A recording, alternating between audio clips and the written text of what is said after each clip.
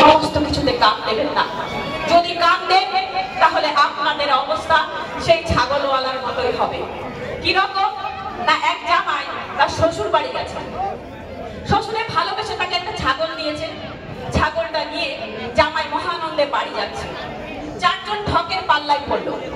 চারজন ঠক মনে মনে ভাবলো, যা করে হোক এই ছাগলটাকে আমাদের নিতেই হবে। চারজন চার মোড়ের মাথায় দাঁড়িয়ে গেল। প্রথম ঠক ছাগলওয়ালাকে বলল, কি ভাই, কুকুর নিয়ে কোথায় যাচ্ছ?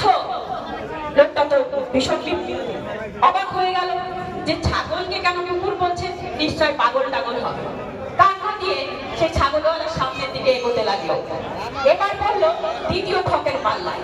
দ্বিতীয় ঠক বলল, কি ব্যাপার ভাই, তোমাদের দেশে কি কুকুরের আকাল চলছে যে এখান থেকে কুকুর নিয়ে যাচ্ছ? কানটা তার ভারী হলো, কি ব্যাপার, এ ভদ্রলোক কেন ছাগলকে কুকুর বলছে? সামনের দিকে এগিয়ে গেল। এবার তৃতীয় ঠকের পাল্লায় পড়লো। তৃতীয় ঠক বলল, কি ভাই, হৃষ্টপুষ্ট এই কুকুরটা কোথা থেকে জোগাড় করলে? এবার কিন্তু সে বিশ্বাস